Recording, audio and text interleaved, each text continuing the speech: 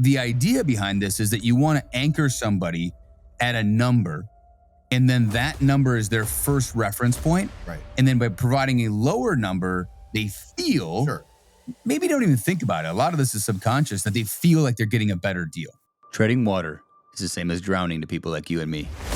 You better start swimming. Welcome to I'm the One podcast. I'm your host, Rob Green. So let me ask you a question. You're an e-commerce expert. So how do you influence people to choose your products? You know, it's the answer is a little bit complicated, to be honest with you, because we do a lot of different things. But I think a lot about the psychology of it. And what I mean by that is there's a great book I read a few years ago by Richard Thaler, Nudge. And in the book, he talks about being a choice architect. And I've kind of adopted that myself because I believe that being an architect is how I try to design my life, right? So I'm designing my life in the way that I want to live it, whether that is the time I get up, my morning routine, exercise, evening, whatever it might be, with my kids, trying to design games or lessons to play with my kids. And I love that because my job and our job as my team is to design the interaction for you on Amazon or Shopify or Walmart so that you choose our product. So we're the choice architect of it. We're designing so that you choose ours over the competition. Well, what I'm sure everybody else has a strategy sort of like that. So yeah. What specifics do you do that? Or what kind of pricing do you use, or how do you use that? Yeah, I think that there's reference pricing. So this is a great example of the anchoring effect. So it's a cognitive bias that we always look at the first thing that we see, and then we use that as our reference for the second thing. Behavioral economics, 1970s, there was Daniel Kahneman and Tversky. I think they won a Nobel Prize, if I remember about this. And if you really think about it, we all are subject to this. We've seen it our entire lives. We're so used to it. You go to a listing on Amazon, for example, and it's $39.95, and it might have a line through it. It'll be $29.95, and you're like, all right, this is on sale. Well, the secret here is that a lot of times it was never for sale at $39.95. It's all the illusion of people trying to give you an idea, give you the concept that, hey, it is worth more, and you actually get it for a sale or a better price. The other way we can do that with pricing is that you give people choices. You give them 1, 2, or 3 options. And it's commonly referred to as the good, better, best model. Mm-hmm. So when I worked in corporate America, most of our products, we had a good, better, best version of a similar product. It might have some more features or some more benefits as you went up the value chain. And the idea behind that is that the good is a better value than the better, and the better is a better value than best, but it's all referential. It's all relative. An example. Yeah. I tell you $100. Is that expensive or is that cheap? Depends on what it is. Exactly. It's relative to what you're buying. Right. Right? If I say you're getting a car for $100, it's an amazing deal. If I'm selling you a pack of gum for $100, you're getting ripped off. Okay. So it's always relative. So the idea behind this is that you want to anchor somebody at a number, and then that number is their first reference point. Right. And then by providing a lower number, they feel, sure, maybe don't even think about it. A lot of this is subconscious, that they feel like they're getting a better deal. And is there like everything's always 99 cents or 95 cents? Like I have no expertise on that. I've heard I've read some studies on it, and Walmart does their pricing and 95 cents. I just don't know anybody that's ever put it at zeros that made sense. Do you do the same? Do you do 95? We always do 87, 95, 97, right. 93, something odd. All right. I think there's been enough studies on there to prove that to be the case. I think when we first started doing e-commerce many, many years ago, we tried the round pricing, did $29 even, 29.00, and it didn't work. Did not work as well as we changed it to $28.97 or $28.93 or. Well, are you like split test? Yeah. Oh, yeah, we always split test pricing. So it's very interesting. So, for example, on selling on Amazon, changing $1 or $2 can make a significant difference in click-through rate or conversion rate on a product. So the difference between $39 and especially if you cross over that $40, that $10 barrier, go to the 40s, your first number is a 4 instead of a 3, make a significant difference in getting clicks, getting the first eyeballs on it and taking action, and then also the conversion rate once they get onto your page and your listing. So the anchoring effect is sneaky, right? So I think it's a great concept for people to just be aware of, because we do it. Everybody does it to each other, but think about it. So you can think about this as an entrepreneur. How can I use the anchoring effect more effectively? Sure. And then if you're a salesperson, I used to do this when I did corporate sales and medical sales. There was an example where we had a customer that I had a rough idea. They owed us about $100,000. And I knew that it was me around that amount once we did all the tabulation of how many different products they had lost of ours and what the full repercussions of the business was going to be. And as I thought about it, I thought, I'm going to give these guys a really big number. So I went to the guy. He was the CFO. And I said, listen, I got some good news for you. I don't think it's going to be more than $500,000. And he says, what? They're about a $35 million company. And he's like, wait, we can't afford, that's crazy. We can't afford $500,000. I said, yeah, I thought it was going to be more than that. So it's only going to be like $100,000 or $500,000. It's a great deal.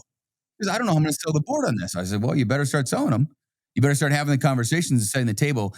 And I gave him that high number knowing it was going to be significantly less. So it's like sticker shock. It's a little bit of sticker shock, but I really set this up ahead of time. Yeah. In this initial conversation so that he was anchored there. And now he's going to go tell the board, hey, we're going to have this bill coming due in the next couple of months, maybe another month from now. And it's going to be $500,000, right?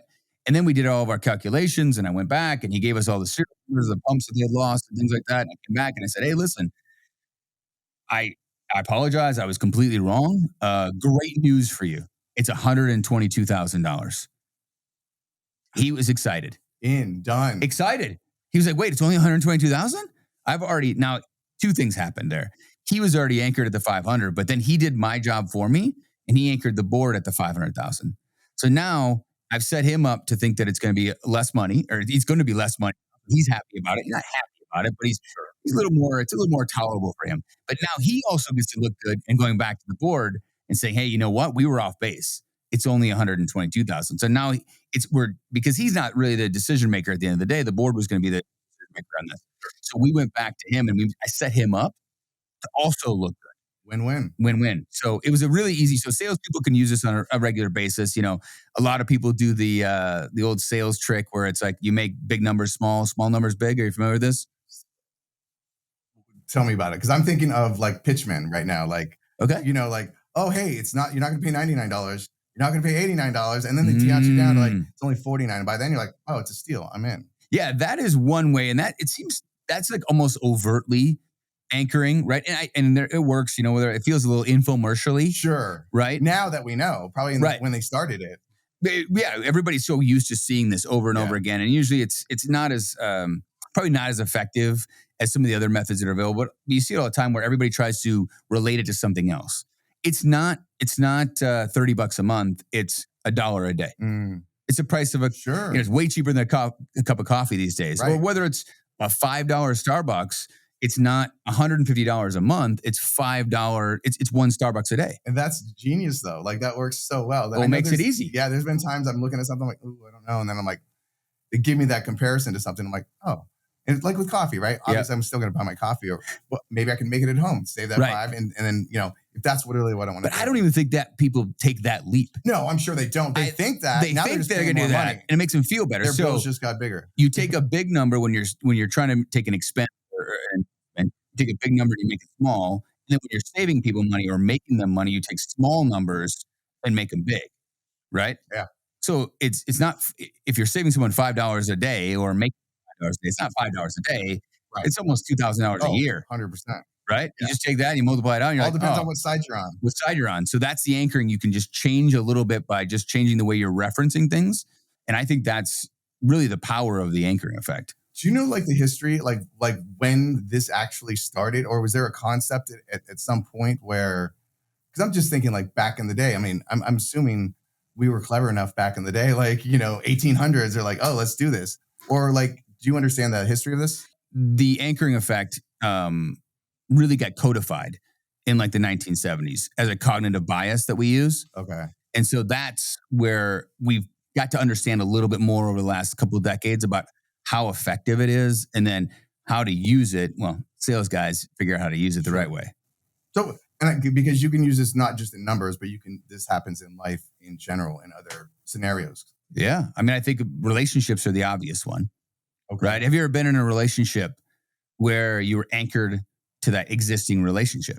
Well, I'm sure we all have, but when the anchored as in like I'm in, I can't go anywhere, but I can go somewhere, but I Well, can't. you're Or anchored to an experience, right? You're yeah, anchored to this is the experience that I have in this relationship, right? right. And that becomes the norm. Mm. And now you're actually measuring against that norm when Oh, you like the relationship has changed. So like going through like a honeymoon stage and then going into say the next phase, which not so rosy sometimes. sometimes, I But you mean, still like are anchored to the I always say you don't I haven't been dating in a long time, but I always say that you never meet the person you're actually dating for 6 months. You're just talking to the representative for the first 6 months. Oh, that's very true. And then once you move in, now you really mean the Yeah, true yeah. person, right? Everything comes from under the bed. You're like, well, I didn't buy into this. Yeah, absolutely. So I think that it becomes relative to what you're experiencing and then what actually you're going to be doing next, right? And so a great example, I met my wife. I had a girlfriend at the time. She was great. I would say she was great on paper. Hopefully she doesn't listen to this. But she checked all the boxes, but it was just too much friction between her and I. It felt like work as opposed to a relationship, right? Great on paper, Sure. didn't work for either one of us really in that way. It's just too much friction. I met my wife and I felt like it was a vacation. Oh, It was amazing. Like it was just easy and flowing. And so, I always feel that I don't have a whole lot of single buddies anymore as we get older, but the guys that I do have that are single, they're like, what do you think about the relationship and how do you test it out? And I said, go travel.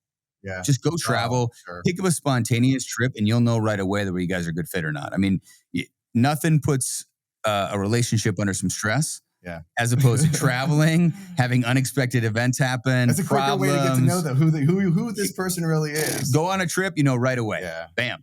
No, You I know like what you're that. getting at. And I think you nailed something just in relationships. It's a little off the topic, but yeah, most people in relationship, or a lot of them, it is work, but they Yeah. think that that's okay. Like that's it's probably part of the anchoring effect, right? And I'm always like, it's got to be like what you said. It's just like organic. It's natural, and then this is it. Not everybody meets them right away, and they force themselves into other ones. But no, well, let's get back to numbers real quick. Yep. So, how do you use this anchoring effect, I guess, in your daily life? Yeah, so I think there's the business side of it. So the business side of it, we try to create references that allow the consumer to feel like it is a better option, whether it's price. We can also anchor against other people's products. You typically see these infographics all the time where it's us versus them, Sure. right? So you're anchoring, you're picking the features or the benefits that you have that your competitor doesn't, right? So we're anchoring against them, and we look great, and you'll see this with better lighting, and they look terrible, and they're dark and evil looking, right? Whether it's a product or whatever it might be. So I think that's from the business side or as the entrepreneur side of things, and then as a consumer, I just try to keep it top of mind when I see it. Okay. I like to think about it and think, okay, is this really something that's a deal, or is this something that they're just using this tool on me? Sure. So you're checking yourself. You're being aware when you're looking at this because you understand it and you know it. So you're like, okay, you want again. People that don't understand this effect, they're probably blindly just walking through this stuff where you are looking at a product or whatever the situation is, and you have this going into your head, and so you understand it. Yeah, you hear people say it all the time. My wife does it to me occasionally, but not too often. But she'll be like, "Hey, I bought this great dress." The first thing she says is how much it used to cost. She anchors automatically because in her head, she's already trying to sell the idea that, hey, this dress normally is $300. And we paid how much for it today? We got it for $37. It's an amazing deal. Free. It's like I couldn't pass it up. If I didn't buy it, we were losing money. I feel like I just had to take advantage of this opportunity. Yeah. So I think we all do it naturally. I mean, to sell is human. I think we're all selling ourselves or friends or in any type of relationship. Life is a sales job. So I think about it that way. I think, how can I actually use this and just remind myself that this could be being used against me and just being aware of it, right? Yeah. So that's why getting an appropriate reference point before you start to buy anything or even negotiations. I mean, this is classic negotiation tactics, right? It's somebody at some unreasonable, ridiculous number, and then they're going to bring it back, and you're going to have, oh my gosh, you're getting the deal of a lifetime. So I think the steps that someone should take now is, number one, just try to be aware. Today, tomorrow, over the next week, just be aware of what you're actually buying and say, hey, is this a reference for me? Are they trying to anchor me at a higher price where I feel like I'm getting a deal? I think that's step one. Yeah. And I'm sure before you get to step two, now that people know this and are aware of it, they're going to start seeing it. And so now they can start applying this stuff. You're going to see, especially big purchases. You'll definitely see in big purchases, but even small purchases. Sure. I think you'll see that. I mean, listen, I think it was a few years ago, JCPenney tried this. They tried this whole non-discounting strategy. Okay. JCPenney, I think, went bankrupt. They're gone. Didn't work because all of their customers were conditioned to these large sales, 50% off, 60% off, 70% off. And they said, no, you know what? We're just going to have this lower price. We're going to get away from all these promotions and all these discounts. So they were like, we're going to be honest. Is there the ethics behind this, I guess? Like, boy, that might be outside of my purview. I don't know if I'm educated or qualified enough to answer the question on the ethics, but I do think that it's almost like we kind of want to be tricked.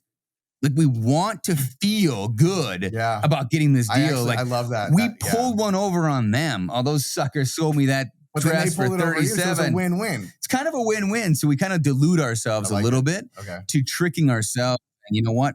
I got one over on them. I got them for $37. Keep in mind, they might have only paid $8 to make the product in the beginning, and they were just going to gain less margin than they were at the $300. As long as you feel good, though. And so that's the whole psychology of it, right? I think that's the fascinating part about how you can think about it. I think you're right. You said win-win. I mean, we want consumers to buy things that they're happy with and they love the product. People that are selling the product, entrepreneurs want to sell something where they're giving value and they want to feel like the consumer is getting something and hopefully come back and make more purchases from them. So I think for, step one, I think is just being aware of it. Number one, anything that's new or you're not aware of, just try to see it in your life on a daily basis, right? So step two, I think, is for people that have their own business, any entrepreneurs out there, just think about how can you utilize the anchoring effect to create a better scenario and make it easier for your customers to make the decision to buy your product or your service. So really focus on that. What can I do? What can I give them from an anchor or a relative nature or price to make it easier for them to make a decision? I mean, you always want to create a no-brainer option so that it's a no-brainer to actually make this decision to buy my product or service. So I think those are the steps that I would recommend people take. I'd love for people to share any questions or comments. Visit I'mTheOne.com. Please comment on YouTube. I want to thank you for coming and talking to me today. All the time. Until next time, stay curious and never stop becoming the one. If you enjoyed today's podcast, please subscribe, leave a review, and share with friends.